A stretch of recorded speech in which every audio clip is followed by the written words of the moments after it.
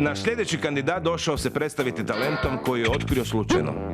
U rodnom selu svi znaju za njegov neobičan hobi, a sad je vrijeme da za njega sazna i ostatak Hrvatske.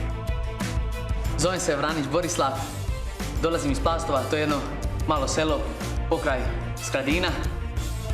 Slobodno vrijeme bavim se akrobatsko-žonglerskim stvarima, to jest mogu nazvati umjetnošću.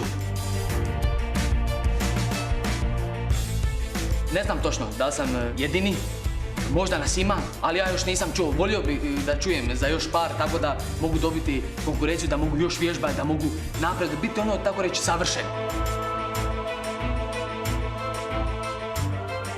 Težnja ka tome cilju, da napravim Guinnessovu knjigu rekorda, da nešto napravim, da se velike zemlje iznenade, da jedan tako mali Hrvat, da može tako nešto činiti, čudat sa stvarima, ali takvom lakoćom. Iskreno, mnogi mi govore, nemoj Bore, nemoj da se 100% upustiš u to da je to. Jest famozno, je, nevjerovatno šta činiš, ali da li, nije skromnost, nego iskrenost.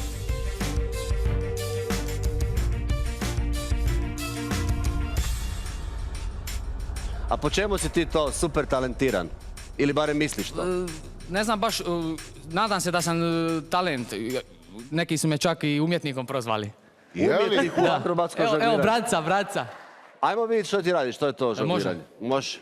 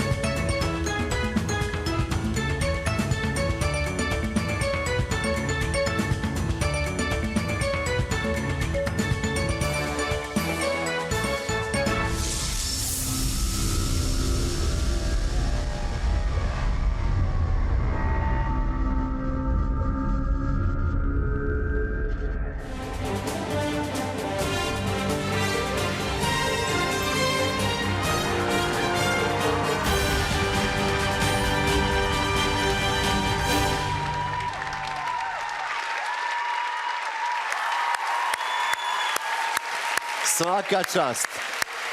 Borislave, pa ne znam da li si umjetnik, ali da si poseban neki tip i opasan, svaka ti čast. Stvarno je zanimljivo. Daj reci, molim te, kako?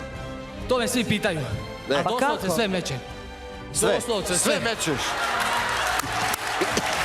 Čestitam na sve meču. Živio me. Bravo. Ako te pustimo dalje, a vjerojatno ja ću se boriti za tebe do zadnjega. Nema problema. A što bi ti radio sad u sljedećoj? Sumnjate u mene, meni je samo nebo granica. Ne, znam. A šta bi stavio recimo sljedeće? Pa i vašu ako treba, nema problema. Malo trenirati, malo jača prehrana, inače pazim za to. Definitivno ćeš imati svoje mjesto super talentu, jer ja sam u šoku, ja ovako nešto nikad nisam vidio. Da. Hvala. Bravo. Prvo, jesi ti sad svjestan kakvu si ti glupost napravio? Poslije tvog nastupa već večeras jedno 50 klinaca će stavljati flaše, čaše i stolice. Provali su, ali kad su shvatili da ja radim takve listove držim koji imaju niti jedan gramić, ona mali od murve, ja to sve držim. Ma ja to razumijem, ali će večeras probat barem 50 klinaca to svojim dovoljno. Hoće i to mi je žao, možda će se neki stradati ili... Da, nemojte raditi to s oštim predmetom. I samo da završimo priču.